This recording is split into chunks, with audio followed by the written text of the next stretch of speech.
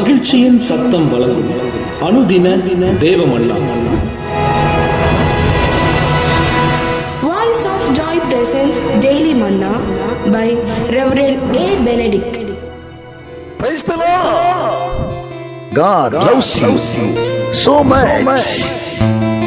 இன்றைய தேவ மன்னாவாக நேற்றைக்கு பார்த்த அதே வசனத்தை தான் இந்த நாளிலும் நாம் பார்க்க போகிறோம், தியானிக்க போகிறோம். அந்த வார்த்தையை நான் மீண்டும் வாசிக்கிறேன்.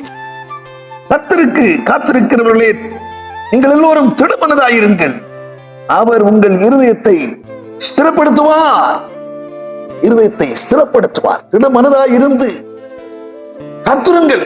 நேற்று நாளிலே அந்த வார்த்தையை தான் நாம் தியானித்தோம். இந்த நாளிலே இருதயத்தை ஸ்திரப்படுத்துகிற தேவன் என்று வேதத்திலே நாம் பார்க்க அவனை கேட்கிற அருமையான தேவச்சனமே,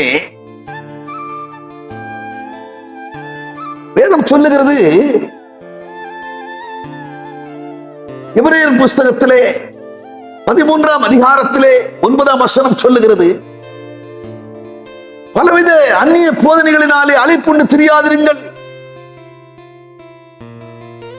உங்களுடைய இருதயம் எவ்வாறு ஸ்திரப்படுகிறது என்று சொன்னார், கிருபையினாலே.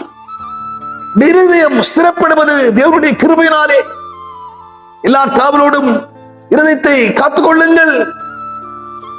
எல்லா காவலோடும் இருதயத்தை காத்துக்கொள், அதனிடத்திலிருந்து ஜீவ ஊற்று புறப்படும் என்று வேதம் சொல்லுகிறது.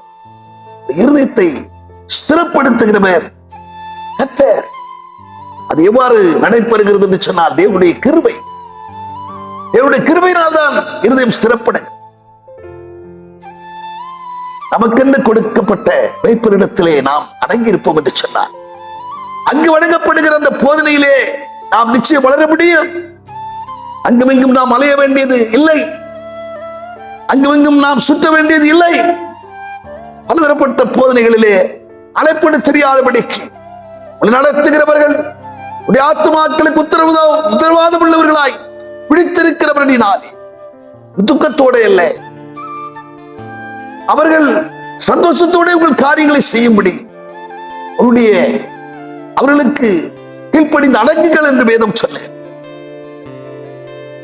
கேட்கிற அருமையான தேவச்சனமே, உங்களுடைய இருதயம் ஸ்திரப்படுவது உங்களுடைய ஸ்தல சபையிலே கேட்கிற வார்த்தை மூலமாக நீங்கள் ஸ்திரப்பட முடியும், நீங்கள் வளர முடியும். நீங்கள் இன்னும் குழந்தைகளைப் போல இல்லாதபடிக்கு நீங்கள் வளர்ந்து பெறுவீர்கள்.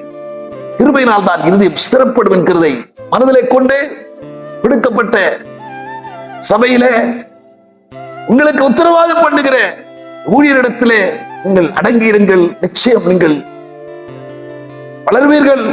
நிச்சயம் உங்கள் இருதயம் ஸ்திரப்படும் என்கிறதிலே கொஞ்சம் சந்தேகம் இல்லை. நாம் ஜெபம் பண்ணுவோம். பரலோக பிதாவே, நாங்கள் உம்மை துதிக்கிறோம், ஸ்தோத்திரிக்கிறோம். ஆண்டவரே, பலவித போதனையிலே அலைப்பட்டு தெரியாதபடிக்கு ஆண்டவருடைய கிருபையினாலே ஒவ்வொருடைய இருதயம் ஸ்திரப்படட்டும்.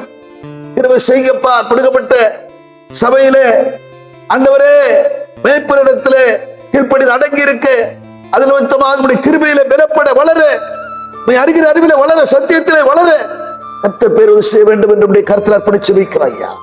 பொறுப்படுத்திக் கொண்டு வழி நடத்தும். இயேசு கிறிஸ்து மூலம் ஜெபிக்கிறோம் நல்ல பிதாவே, ஆமென்.